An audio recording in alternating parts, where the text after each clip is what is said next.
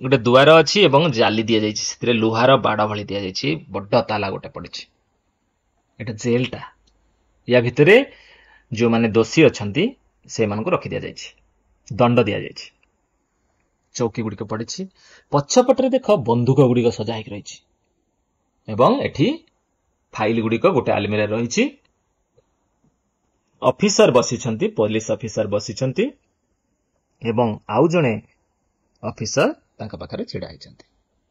ई चित्र हेउची गोटे थानार चित्र। हमर मामू बोली कहते पुलिस को आमको सुरक्षा देउथिबारु एटा गोटे थानार चित्र। ए चित्र आमे देखि जानि परले आम माने आलोचना करिवार विषय हेउची पुलिस मानकर सहयोग एवं आम प्रति सेमानकर काम कोन। आमे आलोचना करिबा आजर विषय जार ना हेउची पुलिस स्टेशन हैला। एई चित्रटी को आस 2 नंबर चित्र को देखिबा। एठी जेल रो गोटे कोठरी रो गेट ता अछि। एठी कोन देखले 2 नंबर रे बंदूक 1 नंबर रे कोन देखला हाथ कड़ी 4 नंबर एटा होची बांधी रखिया पई दौड़ी 4 नंबर रे 5 नंबर रे देखुचो टोपी पुलिस बाबूंकर टोपी 6 नंबर रे देखो एटा होची पुलिस बाबूंकर रूल बाड़ी। आ एठी होची टेलीफोन एबे तो तुम मोबाइल जमाना रा पिला माने एठी होची टेलीफोन ठीक अछि।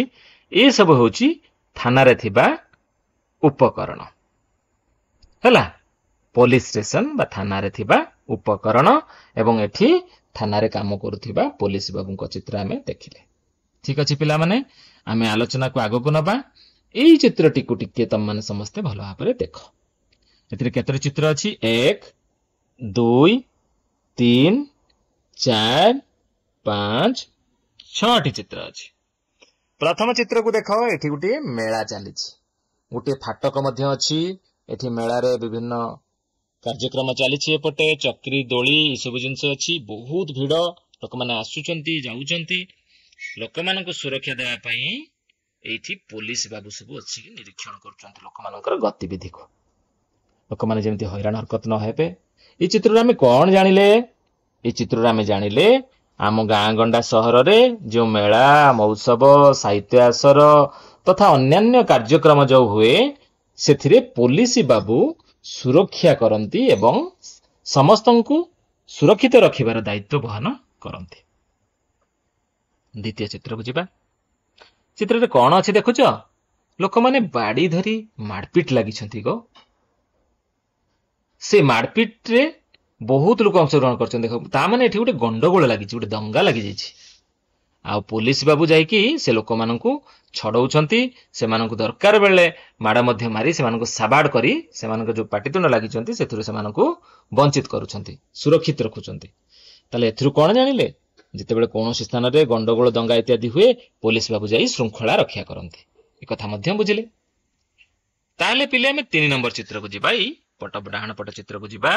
एठी देखो गोटे गाड़ी जाउछि पुलिस बाबू से गाड़ी पछरे धाइचंती अर्थात कोन हेइछि एठी गोटे गाड़ी जाई कि एक्सीडेंट कर देइछि आ गोटे ट्रक संगे रे पुलिस बाबू जाई से स्थान रे से लोक जो ड्राइवर को सुरक्षित बाहर करिबा से गाड़ी को नेई रजिस्ट्रेशन करिबा विभिन्न जेमिति उभय ड्राइवर बंची जिबे एवं गाड़ी गुडी को रे पंजीकृत हेबो तापर परवर्ती कार्यक्रम हेबो। ताने एई भली दुर्घटना रे मध्य पुलिस बाबू आसी पहुंची हमको सहयोग सहायता करंती। बुझिले कथा। एइठी देखो गोटे चोर एटा गोटे चोर को पुलिस हाथ कड़ी पिंधे धरिकी नेकी जाउची कोउठी थाना को ताकू एई घरे रखिबो बांधी की जो जेल घरे रखिबो चोर धरिबा कार्य मध्य पुलिस बाबू करंती। आउ गोटे काम देखो आउ गोटे प्रकार रो पुलिस रो चित्र देखो एठी याकू कहै छै ट्रैफिक पुलिस। ये आमर सहर रो छकरे ट्रैफिक आलुओ सहित सेठी छिड़ा होइथांती। चारिपटर आसुथिबा गाड़ी घोड़ा लोक समस्तंकु सुरक्षित जीवा आसीबा करिबाकू ये सहयोग करथांती याकू ट्रैफिक पुलिस कहै जाय ठीक अछि।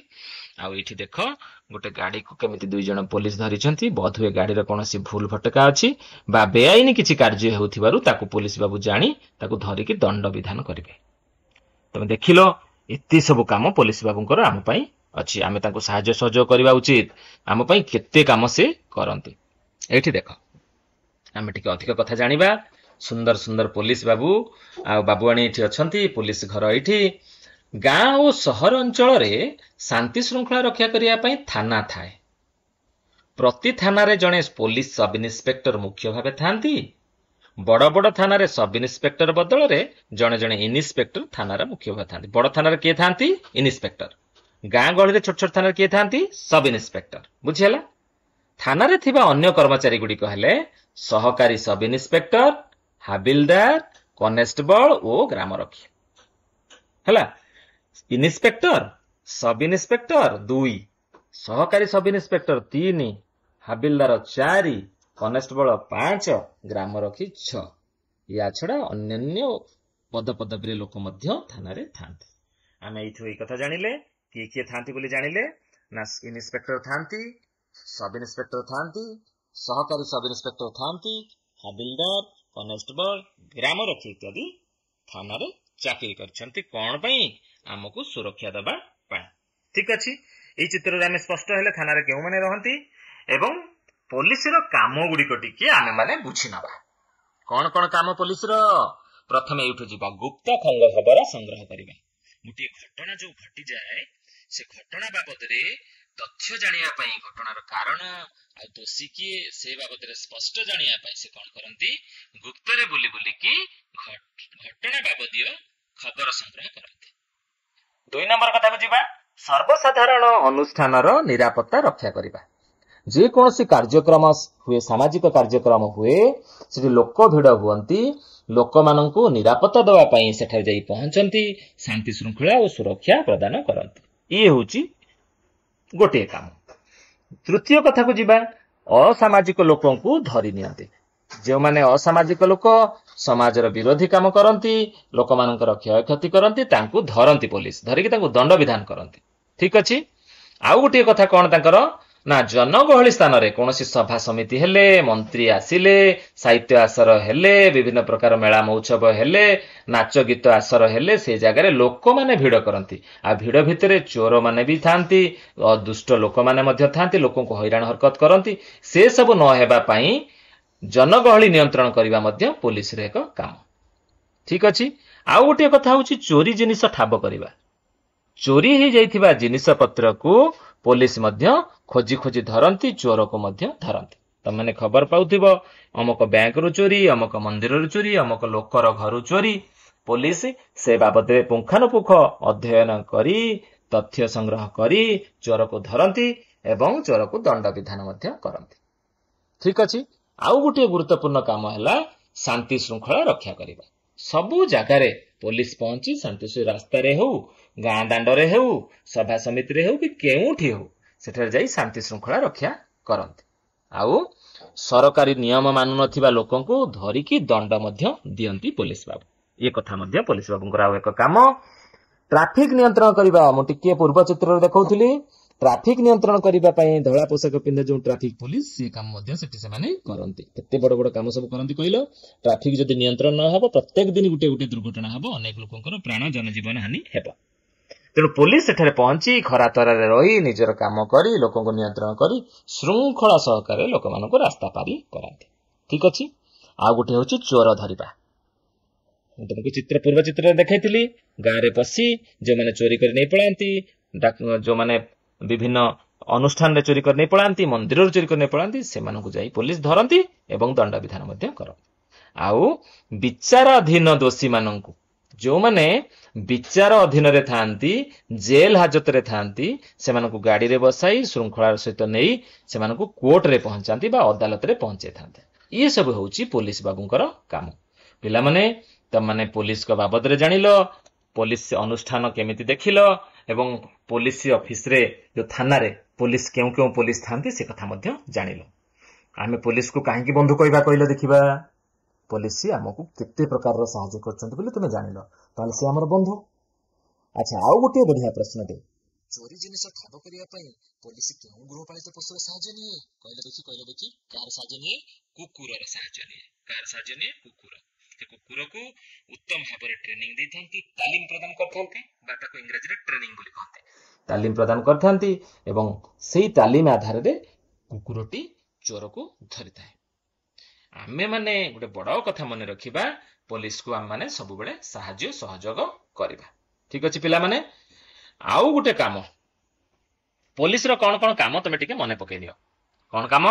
ଆମକୁ ସୁରକ୍ଷା ଦେବା, ଚୋରକୁ ଧରିବା, ବିଭିନ୍ନ କାର୍ଯ୍ୟରେ ଶୃଙ୍ଖଳା ରକ୍ଷା କରିବା, ଦୋଷୀକୁ ଧରିବା, ଘର ଜଗିବା, ଆମ ଅଞ୍ଚଳକୁ ସୁରକ୍ଷିତ ରଖିବା। ଥାନାରେ କେଉଁମାନେ ରହନ୍ତି କହିଲ? ଇନ୍ସପେକ୍ଟର, ସବ ଇନ୍ସପେକ୍ଟର, ସହକାରୀ ସବ ଇନ୍ସପେକ୍ଟର, ହାବିଲଦାର, କନେଷ୍ଟବଳ, ଗ୍ରାମରକ୍ଷୀ। ମୁଁ ଆଉ ଦିଟା କଥା କହିବି, ସ୍ଟେନୋ ମଧ୍ୟ ଥାନ୍ତି, ଡ୍ରାଇଭର ମଧ୍ୟ ଥାନ୍ତି। ଏ କଥା ବୁଝିହେଲା? ଠିକ ଅଛି ପିଲାମାନେ, ଆମମାନେ କଣ କଣ ଆଲୋଚନା କଲେ ସେ କଥା ଟିକେ ବୁଝି ନେବା। ଆମମାନେ ପୋଲିସର କାମ ଆଲୋଚନା କଲେ, ପୋଲିସ ଥାନା କେମିତି ଦେଖିବାକୁ ସେ ବିଷୟରେ ଆଲୋଚନା କଲେ, ଏବଂ ଥାନାରେ ଥିବା ଉପକରଣ ଗୁଡିକ ବିଷୟରେ ମଧ୍ୟ ଆଲୋଚନା କଲେ। ତାପରେ ଆମେ ପୋଲିସ କେଉଁ କେଉଁ ଘଟଣାରେ ଆମକୁ ସାହାଯ୍ୟ ସହଯୋଗ କରନ୍ତି ତାଙ୍କ ବିଷୟରେ ଆମେ ଜାଣିଲେ। ତା ଛଡା ଗାଁ ସହରରେ ପୋଲିସ କଣ କାର୍ଯ୍ୟ କରନ୍ତି ଏବଂ କେଉଁ କେଉଁ କର୍ମଚାରୀ ଥାନାରେ ରହନ୍ତି ସେ ବିଷୟ ମଧ୍ୟ ଜାଣିଲେ। ପୋଲିସର ବିଭିନ୍ନ କାର୍ଯ୍ୟକୁ ବୁଝିଲେ ଏବଂ ଆମେ କାହିଁକି ପୋଲିସକୁ ବନ୍ଧୁ କହିବା ସେ କଥା ମଧ୍ୟ ବୁଝିଲେ। ପୋଲିସ କୁକୁରର ସାହାଯ୍ୟ ନେଇ ଚୋର ଧରିଥାଏ ବୋଲି ବୁଝିଲେ। ଆମମାନେ ପୋଲିସକୁ ସହଯୋଗ କରିବା ଏ କଥା ମଧ୍ୟ ଜାଣିଲେ। ଏହା ସହିତ ପୋଲିସର ଗୁରୁତ୍ୱପୂର୍ଣ୍ଣ କାମ ଗୁଡିକୁ ବୁଝିଲେ ଏବଂ ଥାନାରେ କେଉଁମାନେ ରହନ୍ତି ଅଫିସର ପାଖରୁ ଆରମ୍ଭ କରି ଡ୍ରାଇଭର ପର୍ଯ୍ୟନ୍ତ ସେ କଥା ମଧ୍ୟ ଜାଣିଲେ। ତମମାନେ ଏସବୁ କଥା ଆଜି ବୁଝିଲ। ତମମାନଙ୍କୁ ଅନେକ ଅନେକ ଧନ୍ୟବାଦ ଏବଂ ସ୍ନେହ ଶ୍ରଦ୍ଧା ସହିତ ଶୁଭେଚ୍ଛା।